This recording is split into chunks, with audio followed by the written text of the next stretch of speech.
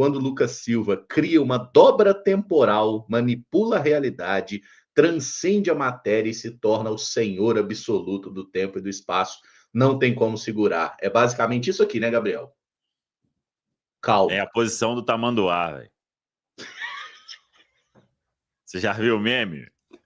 Eu vi ontem o meme do tamanduá com a abraçadeira de capitão. Para tudo. Ontem teve o Fabrício Bruno fazendo isso também no primeiro tempo, hein? O pior é que tem um momento específico que ele faz isso, velho. Sei lá o que baixa ali no Lucas e ele faz sempre dribla alguém, quando ele tá conduzindo, ele faz assim, ó, tipo, o sinal para os caras calmarem. E foi 1-0, eu vi quando fez 1-0, velho.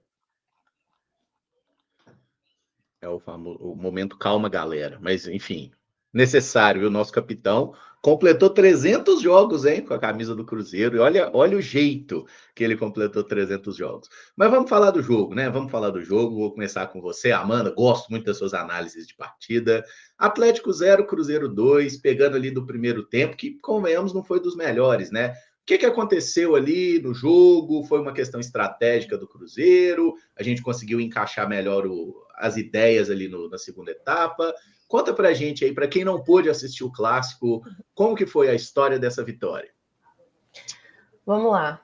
Pois é, o jogo começou ali com o Atlético mais incisivo, buscando acelerar o jogo. Foi até um pouco parecido do que nós falávamos, né, antes da partida, porque era um ambiente favorável para o Atlético fazer e ter essa postura como ele fez, né, de ser mais criativo, de tentar ali acelerar o jogo, principalmente falando pelo lado esquerdo com o Coelho, né, que é um jogador que está vivendo um bom momento, e falando dos jogadores de ataque, talvez seja o que está vivendo o melhor momento. E aí, com o tempo, o Cruzeiro conseguiu desacelerar um pouco desse jogo do Atlético, porém a gente acabou pecando muitas vezes nas tomadas de decisões e também nos passes errados, né? É um jogo que começou técnico, mas na primeira etapa acabou um jogo muito físico, né? Muito de contato, tanto que, se levarmos em consideração, foram 4 cartões amarelos e muita reclamação na primeira etapa, né? E eu confesso para vocês que foi um Cruzeiro que poderia ter sido melhor, principalmente depois do que aconteceu na segunda etapa. Essa foi a reflexão do primeiro tempo. E aí, na segunda etapa, o jogo mudou, né? O Cruzeiro entrou super ligado, tanto que aos 5 minutos ali com o Fabrício Bruno, muita liberdade para avançar e conduzir a bola, soltou ali um golaço, né, digno de cinema, coroando também a boa atuação que já vinha fazendo dentro do jogo, né? E a partir dali o cenário ficou perfeito para o Cruzeiro, né? O Atlético foi obrigado a sair mais para o jogo e o Cruzeiro encontrou os espaços e conexões também melhores dos jogadores, porque foi ali que começou a aparecer um pouco mais do estilo de jogo do Cruzeiro. E aos 18 minutos, o Wanderson cobrou escanteio, né? O Fabrício Bruno ganhou no alto, escorou para o Caio Jorge empurrar para a rede e ampliar a vantagem, né? O Caio Jorge vive um momento espetacular, estava no lugar certo, na hora certa, conseguiu superar mais uma vez a defesa adversária. E aí não tem como não falar, né? Fabrício Bruno e Caio Jorge, 2 jogadores que estão no radar aí da seleção brasileira, convocados por mérito também, e brilharam as estrelas desses 2 jogadores individualmente falando, e fizeram a diferença no jogo, né?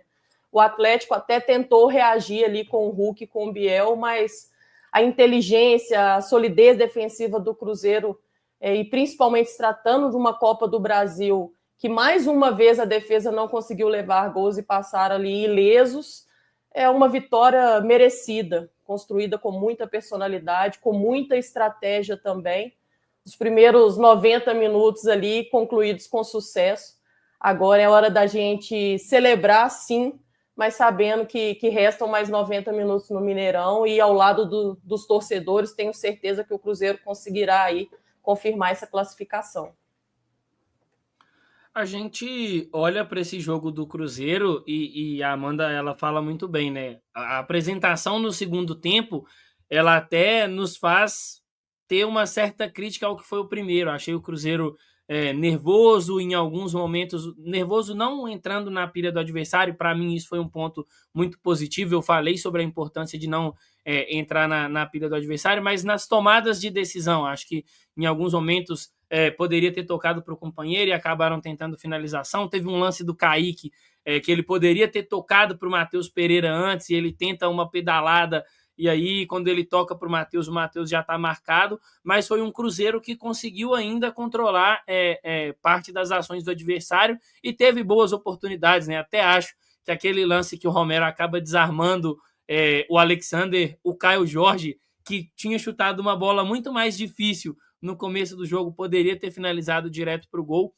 E um ponto que me chamou muito a atenção na mudança de tempo é que desde o início o Atlético tinha essa ideia de marcar por forma de encaixes mais individualizados e deixando o Júnior Alonso ser uma espécie de sobra. E aí, como o Júnior Alonso sobrava, alguém pelo lado do Cruzeiro também tinha que sobrar, e a aposta do Atlético era deixar os zagueiros do Cruzeiro, né? No primeiro tempo foi muito mais o Vidalba, e aí no segundo tempo foi o Fabrício Bruno. E acho que a diferença do segundo tempo foi o Cruzeiro conseguir capitalizar essa questão de um dos zagueiros ficar mais solto. O Fabrício Bruno conduz, tem espaço, consegue marcar esse gol, mas o Cruzeiro, mesmo tendo o Fabrício Bruno ali, não só pelo gol, não, o Fabrício Bruno conseguia conectar bons passes, e eu acho que era importante, aquilo que eu falei no começo da transmissão, mesmo o Cruzeiro não vivendo o seu melhor dia, né, o Cruzeiro não tendo apresentado o seu melhor nível que o torcedor está acostumado, você conseguir construir uma vantagem de 2-0. E aí, cara, falar assim, muito sobre a entrada do banco de reservas. Eu pontuei também ao longo do nosso programa de ontem a importância de os atletas que saíssem do banco de reservas não deixarem o nível cair. Gostei muito da entrada do Matheus Henrique, acho que ele entrou muito bem, dando uma certa tranquilidade para o Cruzeiro no sentido de segurar um pouco mais a bola, às vezes tirar o Cruzeiro ali do setor defensivo através de uma condução, de uma tabela, e aí a entrada do Gabigol acho que foi muito positiva. No final ali acaba que o Eduardo ele tem pouco tempo de jogo, mas ele teve participações interessantes também, então acho que é muito disso. É um Cruzeiro que conseguiu, e o Leonardo Jardim falou sobre na coletiva, né? O Atlético mudou um pouco a estrutura e acaba que na primeira etapa, no campo, é mais difícil de você corrigir, porque você não consegue chamar todo mundo ao mesmo tempo para poder passar as orientações, e por isso o Cruzeiro acabou deixando o jogo mais vivo do que o normal na primeira etapa, mas no segundo tempo é um segundo tempo de domínio completo do Cruzeiro. Na reta final o Atlético até tenta um abafa, mas sem muito efeito, e a gente vai entrar nessa questão de analisar individualmente os atletas, mas, cara, acho que não dá para não comentar de mais uma grande atuação da dupla de zaga do Cruzeiro. Para muita gente pode parecer pouco, né, mas o Cruzeiro ainda não sofreu gols na Copa do Brasil. Acho que isso é muito importante para o nosso objetivo e vai ser muito importante para o jogo da volta. É sempre importante a gente deixar isso bem claro, que o Cruzeiro ele construiu uma boa vantagem, mas não está tudo acabado, e acho que essa mentalidade dos jogadores é o que me deixa mais confiante. E para mim agora é da sequência aí na temporada, né? A gente vai ter um jogo importante pelo Campeonato Brasileiro, um tempo de descanso, tempo para preparar alguns atletas também, né? Para que tenham mais condições de ser utilizados no jogo da volta, mas é um jogo de um Cruzeiro que demonstrou muita maturidade, que entendeu que não podia entrar na pilha do adversário, na pilha do ambiente, e aí fazer até aqui um meia-culpa, né? A gente criticou muito a escolha do Ramon Abate Abel, um errinho ou outro acabou acontecendo, mas não acho que foi uma condução ruim do jogo, mas para mim um ponto-chave, pode parecer pouco, foi uma coisa que o Lucas Silva fez bastante. Todo momento que o Hulk ia reclamar com a arbitragem... fazer o básico, Ramon. Sim, mas assim, Samuel, eu acho que o que fez muita diferença... Não, e foi bem. É que em todos os momentos onde o Hulk ia criticar muito a arbitragem, que foram vários momentos, por sinal, o Lucas Silva se fazia presente, né? Ele estava ali do lado, e aí isso é muito importante, essa é a postura do capitão, então acho que é bem interessante, mas o Ramon Abate Abel poderia ter dado um cartão amarelo para o Alexander naquele lance ali, porque ele foi bem imprudente e pela regra era um lance para amarelo. Eu também gostei da arbitragem, só acho que faltou expulsar o Arana na reta final do jogo. Acho que cabia essa expulsão, mas de resto foi a arbitragem correta, né? Pelo menos não foi protagonista do jogo. Agora, entrando na partida, mesmo que o primeiro tempo do Cruzeiro tenha sido abaixo, eu gostei da postura desde o início. O jogo começa muito frenético, né? Eu confesso até que gostei muito do início do Cruzeiro. Com 3 minutos, o Cruzeiro pisa facilmente na área por 2 vezes, né? Tem um chute com o Caio Jorge, e logo na sequência tem o cruzamento do Kaique tentando o Christian, aí o Vitor Hugo em cima da hora acaba cortando. Mas o Cruzeiro acaba também cedendo alguns espaços ao Atlético, principalmente pelo lado esquerdo. Até a Amanda destacou isso, né? Com o Dudu tendo iniciado a partida, acabou que o Scarpa caiu muito pela esquerda, se associava com o Arana, mas um Atlético que não criou tantas chances claras também. A partir ali dos 15, o jogo segue muito intenso, mas as equipes com dificuldade de chegarem à área, né? Mesmo assim, tem uma grande chance do Cruzeiro, que não poderia ter sido desperdiçado, uma leitura muito boa do Romero, e aí o Caio Jorge tinha que ter finalizado, né? Uma bola frontal. Acho que o Matheus Pereira também poderia ter tentado a finalização de direita, mas ali a culpa maior acaba sendo do Caio. Um jogo eliminatório, se tratando de um centroavante que vem tão bem como o Caio, tem que arriscar a gol. E aí, só na reta final, nos últimos minutos, que o Atlético ensaia um abafa, mas no geral é um Cruzeiro seguro defensivamente, né? Um Cruzeiro que protege bem a sua área. Acho que o Willian e Christian no primeiro tempo não se encontraram tão bem, depois ajustaram isso na segunda etapa, mas a dupla de zaga sempre muito atenta. Tem uma sequência bem na reta final, nos acréscimos do primeiro tempo, que o Fabrício Bruno consegue por 2 vezes interceptar o Alexander dentro da área, né? Uma coisa espetacular. O Alexander chuta, Fabrício Bruno intercepta, a bola volta para o Arana, o Cássio defende, importante também essa segurança do Cássio, e aí na volta o Alexander tenta chutar de novo, e o Fabrício Bruno volta a interceptar. E o Fabrício Bruno é um ponto importantíssimo do jogo, né? Acho que sempre quando a gente for olhar para esse Atlético 0, Cruzeiro 2, pela ida das quartas da Copa do Brasil de 2025, a gente vai se lembrar dele, porque foi o protagonista do jogo. E aí, se no primeiro tempo faltou mais contundência ofensiva para o Cruzeiro, acabou que não faltou na segunda etapa, e isso parte muito por conta do zagueiro Fabrício Bruno, né? O Fabrício é muito confiante, às vezes ele até peca um pouco pelo excesso de confiança, mas no geral tem muito mais coisas positivas do que negativas nisso, né? Com toda a confiança, com toda a personalidade dele, avança, tem uma ótima leitura e uma precisão espetacular no chute dele. Até me lembrou o gol do Henrique lá nas quartas da Libertadores de 2009, também o gol de Wellington Paulista, né, na Arena do Jacaré contra o Atlético Mineiro em 2010. Grandes gols aí do Cruzeiro. Fabrício realmente teve uma felicidade tremenda na finalização dele. E aí depois disso o jogo fica controlado, porque o Atlético claramente sente o gol, passa a ter mais a bola, a ter que construir desde trás, e o Atlético tem muita dificuldade nesse sentido.